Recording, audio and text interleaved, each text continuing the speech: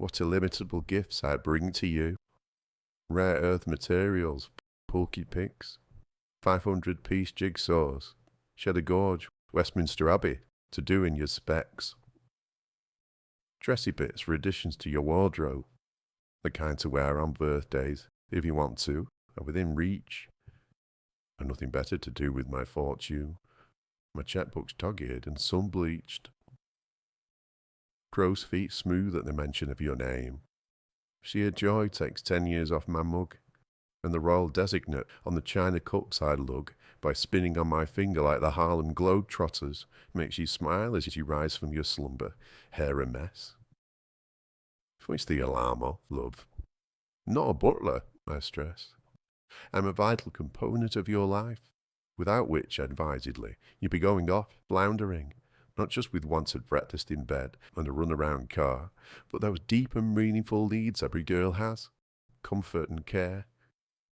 A real rocket your side is here, no matter he looks like an ogre. When I'm with you, I see universes teeming with life in frog spawn. The words of the corniest song on the tranny strike home. I may be old and creaky, and I wheeze in my sleep like an accordion, but hog the spare bedroom so you are guaranteed a good night's sleep. You're in the master, but I don't matter. I have hoarded, through my lifetime service to Matt Vitty's, a steaming pile of gold under the mattress. And it was getting embarrassing with more in the NatWest Bank, and a full set of complimentary pigs than one man should have. And pension fat, I needed someone on whom to lavish the stuff. Wouldn't break out in butts. No, really, that's too much. Absolutely, I couldn't.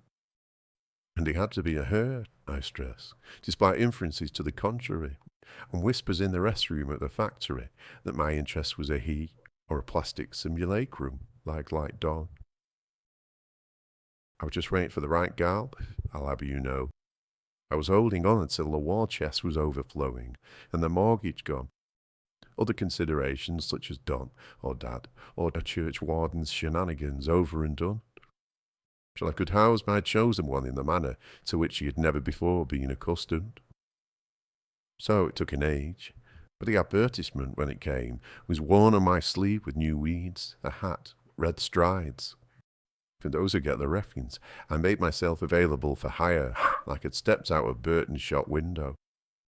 I made it known through certain channels of communication, loud mouths in the pub, that here was a miserly individual who'd come good, seen the light, grown desperate, who, despite appearances, wouldn't be controlling, was a little loved though grown big like a sprout, wanted a wife, a pliant side, and they flocked or swooped or partook of crumbs like pigeons. One particular the gammy sort with leg up and war wounds, but persistence to shove in when I offered scraps was taken on, given house room. And if that's not a definition of love, then I don't know what is. Which brings us here again. Offerings I give like the Sultan, so I imagine. Self-praise is no recommendation, but it has been commented by neighbours that she gets away with murder, the one who won the race. But that's okay. I think it demonstrates my late flowering generosity. With no fool like an old fool tattooed on my eyelids, I'd barely sleep for all the excitement of finally entering the brotherhood of man, after such a span, able to slap pals on the back and engage in jaunty bands, drink pints, not blush when they ask, "What did you get up to last night, you old dog?" drumming on the ding-dong banjo. I could say no, stand up to my height, and take the slight in the spirit in which it was meant, and not, as previously, buttonhole the scamp, or try to chin him, thin-skinned, easily offended. Ask him to extrapolate his argument and unpick it. Gloriously, if they but knew it, rich in investment ISAs and 5-year bonds, fixed for excessive interest, I feel a new horizon come. Play second fiddle at home, but outside I feel like a doge. Well, it's one or the other, isn't it? I had traded eventually, cashed in. She sunbathes in the garden, bikini, shades, and I get letters from the neighbours expressing their distaste.